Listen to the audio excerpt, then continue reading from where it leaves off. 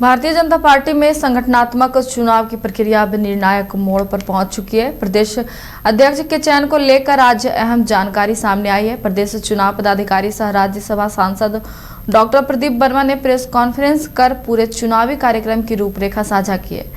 Doctor Pradeep Verma ने बताया कि भारतीय जनता पार्टी में संगठन निर्माण की एक व्यापक और लोकतांत्रिक प्रक्रिया चल रही है। इसी क्रम में केंद्रीय मंत्री डॉक्टर जुएल ओरांव को प्रदेश अध्यक्ष चुनाव का पर्यवेक्षक नियुक्त किया गया है, जो आज देर शाम रांची पहुंचेंगे। प्रदेश चुनाव पदाधिकारी ने जानकारी दी है कि कल दोपहर 2 बजे तक नामांकन की प्रक्रिया पूरी कर ली जाएगी। नामांकन के बाद 2 से 3 बजे के बीच सभी नामांकनों की स्क्रूटनी भी की जाएगी। डॉक्टर प्रदीप वर्मा ने बताया कि आगामी 14 तारीख को रांची स्थित कार्निवाल बैंक्वेट हॉल में प्रदेश भाजपा अध्यक्ष का चयन किया जाएगा। यदि एक से अधिक उम्मीदवार मैदान में होते हैं तो पार्टी की निर्धारित प्रक्रिया के तहत मतदान कराया जाएगा। उन्होंने बताया कि संगठनात्मक चुनाव की यह पूरी प्रक्रिया 22 दिसंबर से शुरू हुई थी, जो अब अंतिम चरण में पहुंच चुकी है। प्रदेश नेतृत्व के चयन को लेकर पार्टी कार्यकर्ताओं में खासा उत्साह भी देखने को मिल रहा है। जनवरी भारतीय जनता पार्टी में पिछले वर्ष से संगठन पर्व के रूप में संगठन निर्माण की एक व्यापक प्रक्रिया चल रही है। उसी कड़ी में राष्ट्रीय चुनाव अधिकारी डॉक्टर के लक्ष्मण ने झारखंड राज्य के प्रदेश अध्यक्ष एवं राष्ट्रीय परिषद के सदस्यों के चुनाव हेतु डॉक्टर जुएल ओरांव केंद्रीय मंत्री भारत सरकार को झारखंड चुनाव अधिकारी नियुक्त किया। उनकी नियुक्ति के साथ साथ ही प्रदेश अध्यक्ष एवं राष्ट्रीय परिषद के सदस्यों के चुनाव की एक समय सारणी आज घोषित की जा रही है। आज रात्रि में डॉक्टर जुएल ओरांव का आना होगा झारखंड।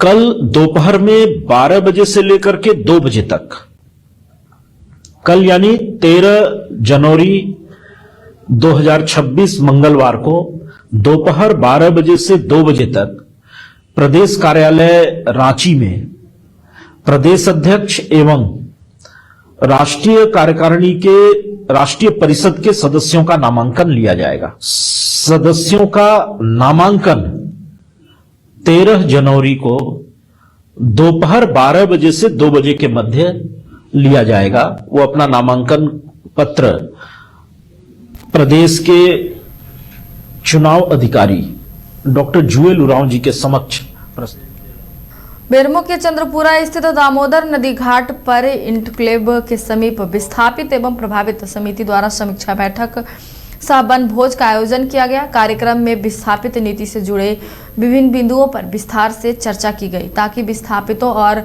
प्रभावितों के हित में ठोस कदम उठाए जा सके। इस अवसर पर क्षेत्र के सभी पत्रकारों को शॉल ओढ़ाकर सम्मानित किया गया, जिससे कार्यक्रम की गरिमा और बढ़ गई। बैठक की अध्यक्षता सनाउल्लाह ने की, जबकि संचालन मोहम्मद फखरुद्दीन द्वारा किया गया। कार्यक्रम में जिला परिषद सदस्य चांदनी परवीन, नीतू सिंह सहित कई जनप्रतिनिधि, सामाजिक कार्यकर्ता और समिति के सदस्य मौजूद रहे। इसके अलावा बड़ी संख्या में स्थानीय लोग भी कार्यक्रम में शामिल हुए। आयोजन के माध्यम से विस्थापितों की समस्याओं को एक मंच पर रखने और उनके समाधान की दिशा में सकारात्मक पहल करने का भी संदेश दिया गया। इस मंच के अध्यक्ष विस्थापित एवं प्रभावित संघर्ष थाना के स्टाफ। केंद्र सरकार के आत्मनिर्भर भारत अभियान को नई गति देने और कोल्हान के औद्योगिक कौशल को देश की सीमाओं की सुरक्षा से जोड़ने के लिए सरायकेला जिले के आदित्यपुर ऑटो क्लस्टर में आगामी 16 और 17 जनवरी को 2 दिवसीय MSMI डिफेंस कॉन्क्लेव का भव्य आयोजन होने जा रहा है। आदित्यपुर औद्योगिक क्षेत्र के इतिहास में पहली बार आयोजित हो रहे इस राज्य स्तरीय रक्षा सम्मेलन का मुख्य उद्देश्य स्थानीय सूक्ष्म, लघु एवं मध्यम उद्योगों को रक्षा निर्माण के विशाल अवसरों से परिचित कराना है।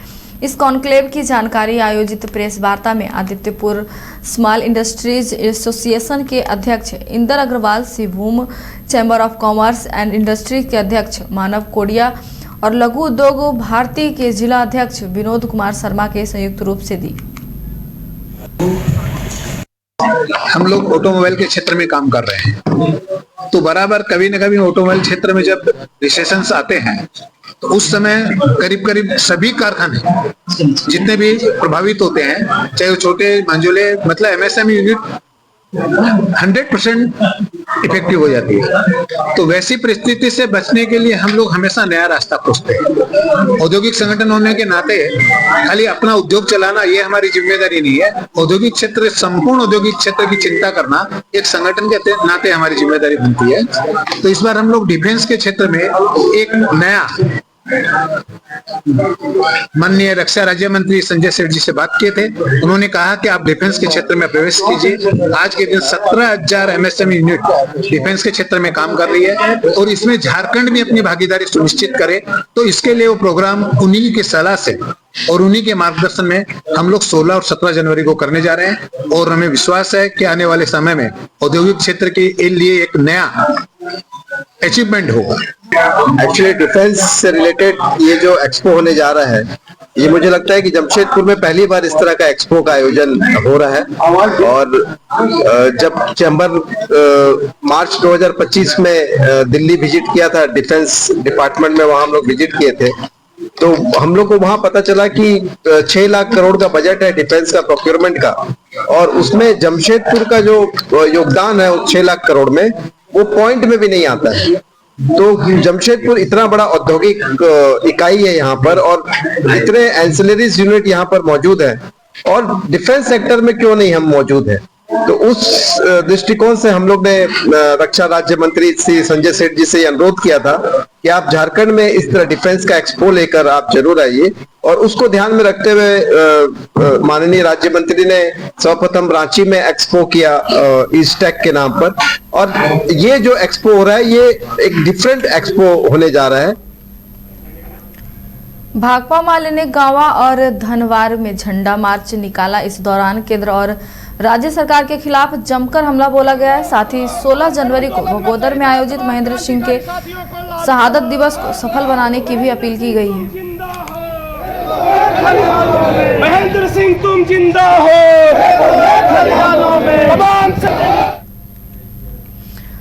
पूर्व मंत्री के एन त्रिपाठी ने मुख्यमंत्री हेमंत सोरेन से आग्रह किया है कि सरकार झारखंड में भ्रष्टाचार से लोगों को निजात दिलाए।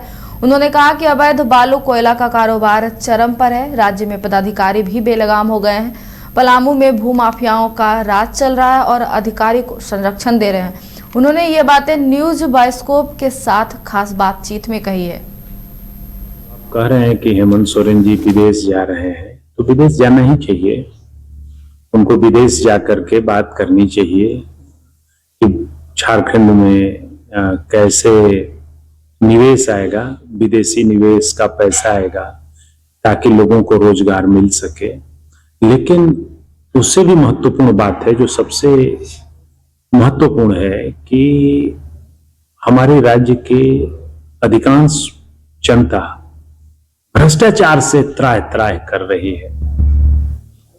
जो अंचल हैं, इन अंचलों में ऑनलाइन करने के लिए 5-5 लाख रुपए तक घूस मांगे जा रहे हैं। और जब हम लोग फोन कर रहे हैं तो हाँ सर भेज दीजिए, कह रहा है सीईओ, और जब भेज रहे हैं तो उनको कह रहा है कि यहाँ तो क्या, तुमको मुख्यमंत्री तक जहां जाना है चले जाओ, मेरा कोई कुछ नहीं बिगाड़ सकेगा।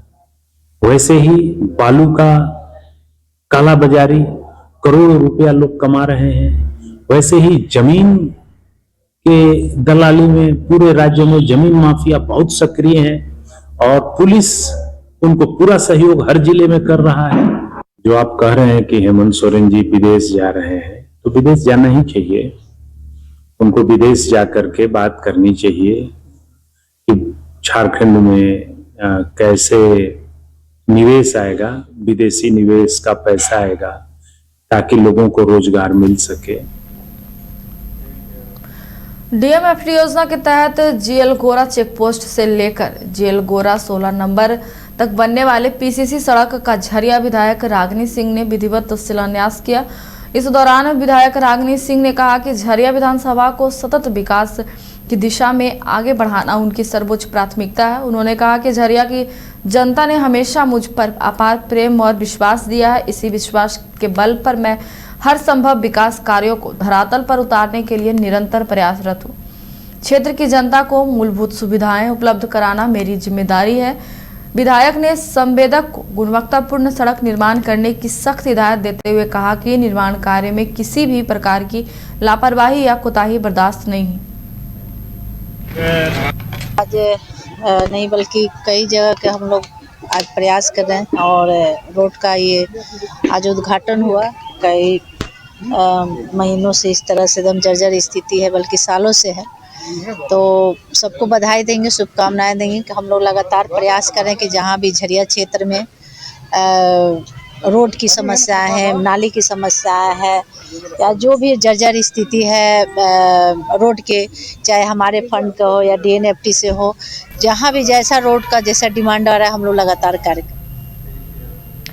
देवघर के KKN स्टेडियम के पास सफाई कर्मियों ने बस्ती में आज राष्ट्रीय स्वयंसेवक संघ के द्वारा डॉक्टर आनंद वर्धन के नेतृत्व में निःशुल्क स्वास्थ्य सेवा शिविर का आयोजन किया गया। इस शिविर में डेंटिस्ट डॉक्टर अमित प्रसाद और eye specialist doctor Sunil Kumar भी शामिल हुए। मौके पर सफाई कर्मियों और उनके परिवार की निःशुल्क स्वास्थ्य जांच कर उन्हें दवाइयां भी दी गई। इस मौके पर राष्ट्रीय स्वयंसेवक संघ के कार्यकर्ता भी उपस्थित थे।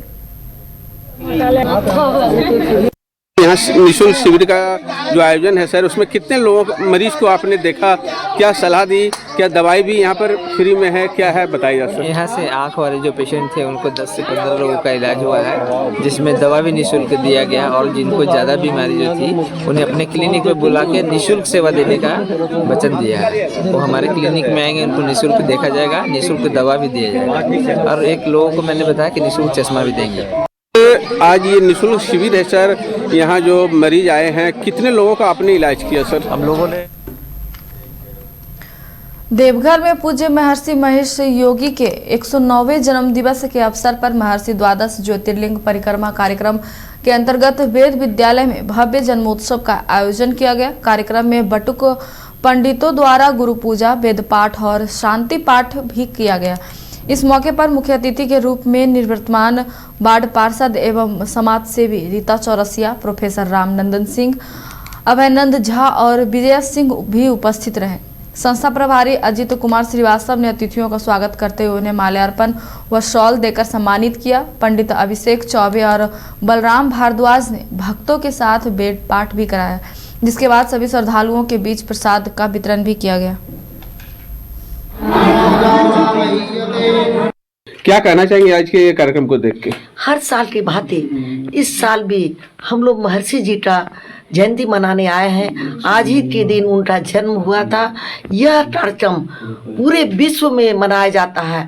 बटुक जी लोग आज यहाँ रुद्राभिषेक करते हैं और हर साल हम लोग इनके पास आते हैं, इनको आशीर्वाद देते हैं और इनसे हम लोग आशीर्वाद लेते हैं और इनकी अच्छाई के लिए हम लोग कामना करते हैं और आगे अगले साल भी हम आए इसकी भी हम लोग प्रार्थना करते हैं। 109वां जन्मदिन है पूज्य महर्षि जी का। इस मौके पर क्या क्या कार्यक्रम किया गया? अपने बटुक पंडित जितने हैं रुद्राभिषेक सुबह किए विश्व की शांति के लिए। ये हमारा 12 ज्योतिर्लिंग में अभिषेक निरंतर 25 वर्षों से चल रहा है और आज भी था और हुआ भी। महीने में 2 दिन छुट्टी रहता है, अब बाकी 28 दिन 29 दिन विश्व की शांति के लिए बटुक लोग अभिषेक करते हैं। अपना नाम और पद बताइए। अजित कुमार श्रीवास्तव, यहाँ हम प्रभारी हैं।